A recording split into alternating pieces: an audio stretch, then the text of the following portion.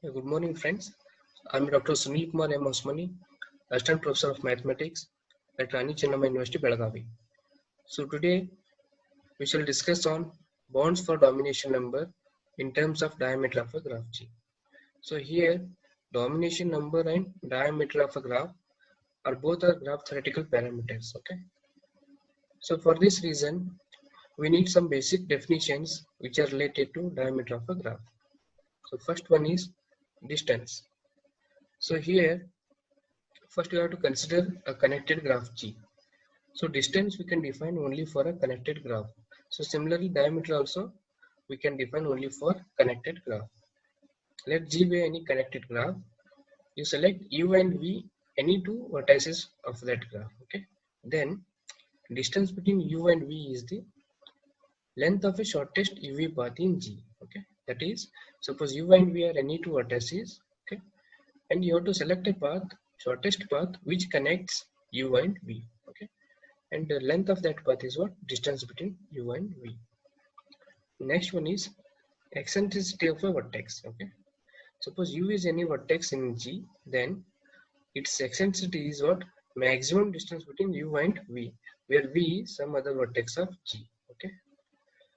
So let us consider a graph to illustrate these two definitions. So consider a graph on four vertices.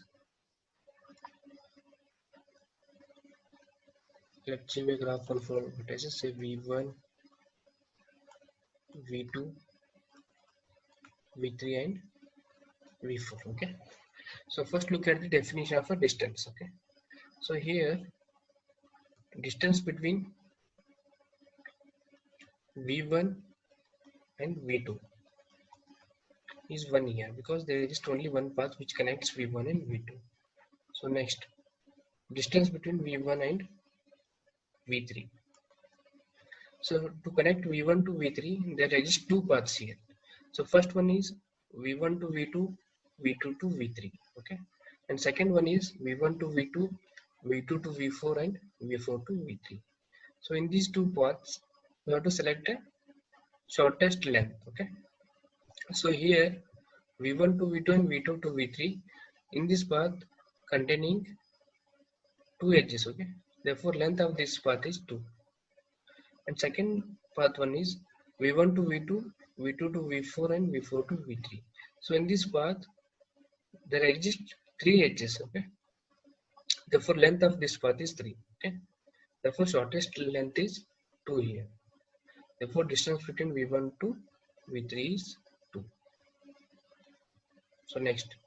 So similarly distance between V1 to V4 is also 2.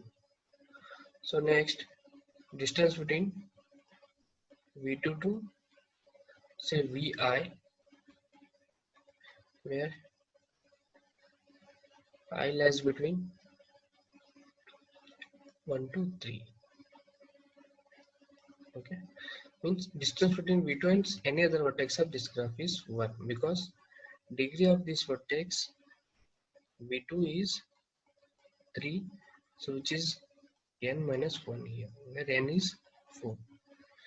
So suppose U is a vertex of maximum degree, then distance between that vertex and any other vertex of that graph is always 1.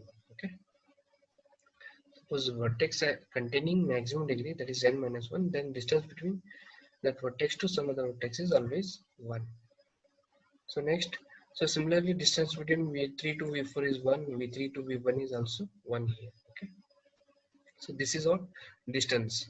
So next one is eccentricity of a vertex. Okay. So eccentricity is maximum distance. Okay. So here V1 to V2 is minimum, that is distance is 1. V1 to V4 is a maximum distance because length of that path is 2. So similarly V1 to V3 is length of this path is 2. This is also maximum. Therefore eccentricity of V1 is 2.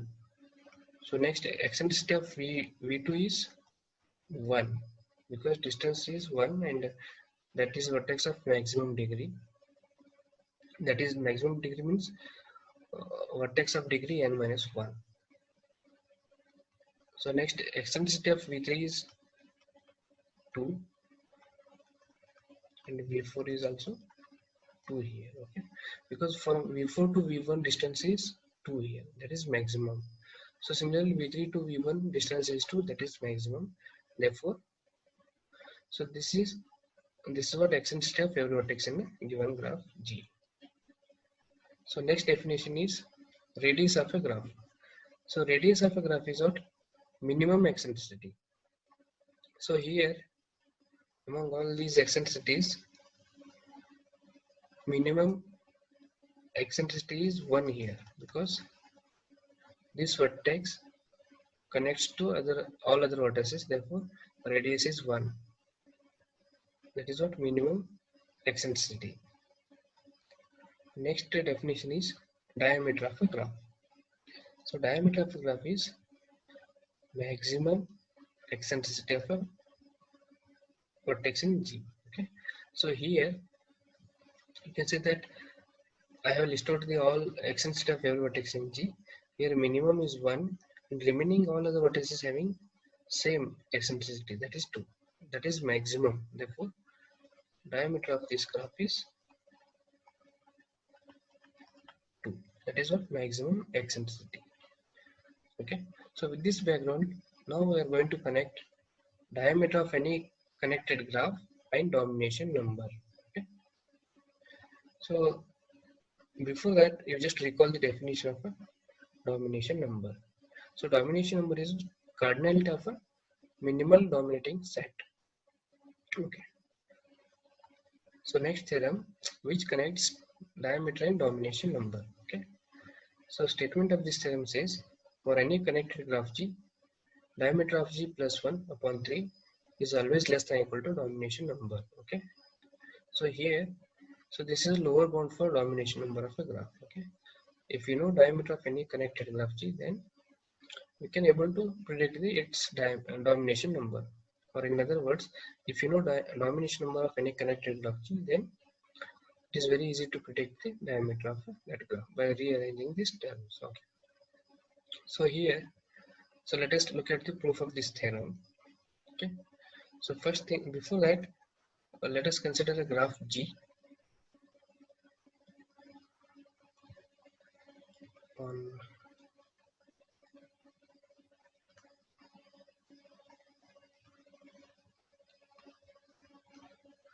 okay.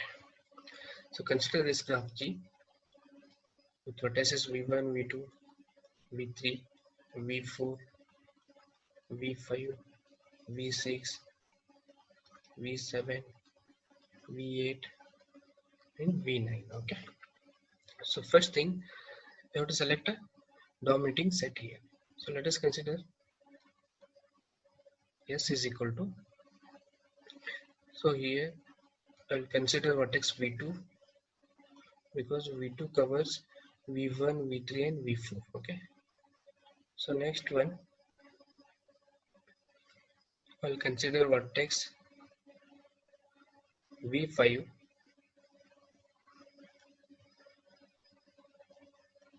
V5 covers V3, V7, and V6. Okay.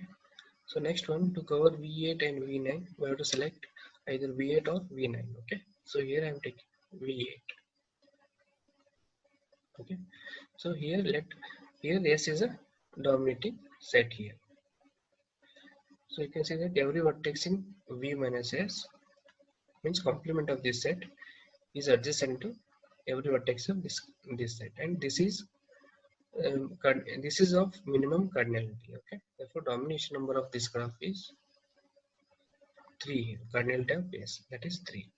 Okay. So according to this proof, first we have to select a dominating set of this graph. So next, consider arbitrary path of length diameter. Okay. So diameter of this graph is.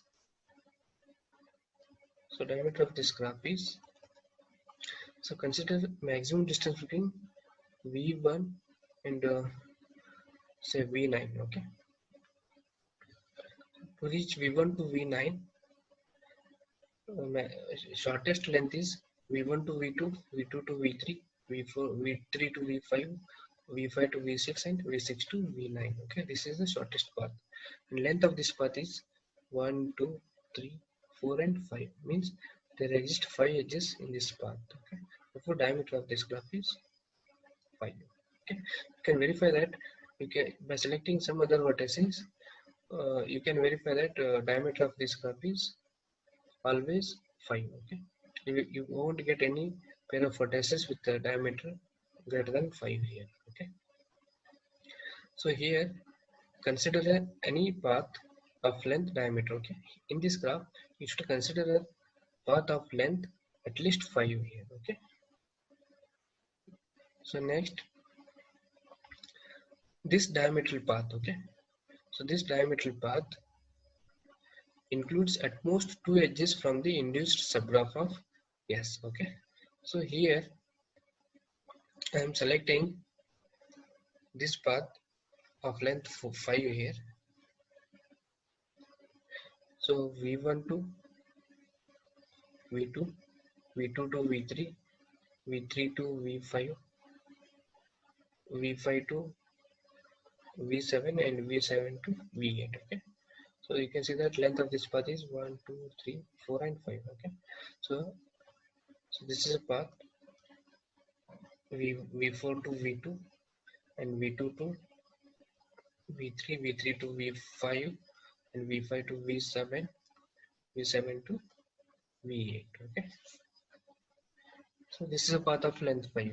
Okay, so according to this theorem you have to consider path of length at least diameter. Okay, diameter is 5, therefore I am considering path of length 5 here, and this path includes at most 2 edges from the induced subgraph of S. Okay, so here closed neighborhood of every vertex which are present in S.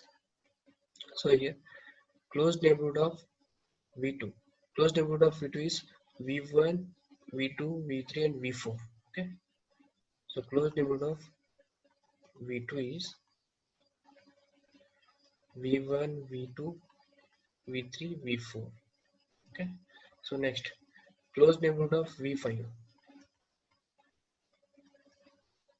closed neighborhood of V5 is V3, V5, V6, V7, V3, V5, V6 and V7.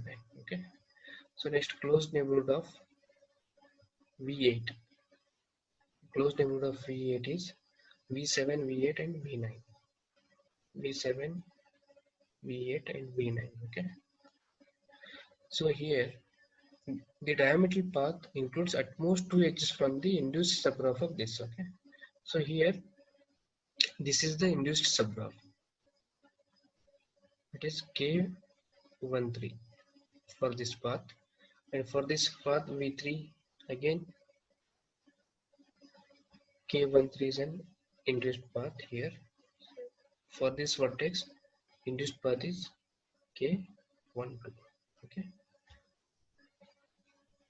so here this diametral path includes at most 2 edges from this closed neighborhood of every vertex. Okay, so here this path, this edge V4 to V2, this edge belongs to closed neighborhood of V2 here. Okay, so next V2 to V3, this edge also belongs to closed neighborhood of induced subgraph of closed neighborhood of V2. Okay, and you can see that this closed neighborhood of V2 contributes 2 edges to this diametral path. Okay, so next closed neighborhood of V5, again you can see that these 2 edges V3 to V5 and V5 to V7 are the edges present in closed neighborhood of V5. So next closed neighborhood of V8. Okay, you can see that only one edge V7 to V8 which is presenting this diametral path. Okay, so every vertex which is present in this S, every vertex in this set S contributes at most 2 edges to this diametral path. Okay, so next furthermore, since S is a dominating set and the diametral path includes at most domination number of that graph -1 edges joining neighborhood of the vertices of S. Okay, because So this is a dominating set, and every vertex in V minus S is adjacent to some vertex in S here. Therefore, there exists at most domination number of G minus 1 edges, because domination number of this graph is 3, means there exists at most 2 edges, because since it's a path, if I get the edges equal to domination number of G, means it will become a cycle. Okay, for that reason, domination number of G minus 1 edges. So here domination number of this graph is 3, therefore we will get 2 edges. So with this we can conclude that diameter of this graph is less than or equal to 2 times domination number of G, because every vertex contributes 2 edges to this diametral path. Therefore 2 times domination number of G plus this quantity, that is domination number of G minus 1. Okay, so by simplifying this we'll get that diameter of G is less than or equal to 3 times domination number of G minus 1. Okay, and after that we can get that ceiling function diameter of G plus 1 divided by 3 is less than or equal to domination number of G. Okay, if you have any doubts, please leave your comments below in the comments box. Thank you.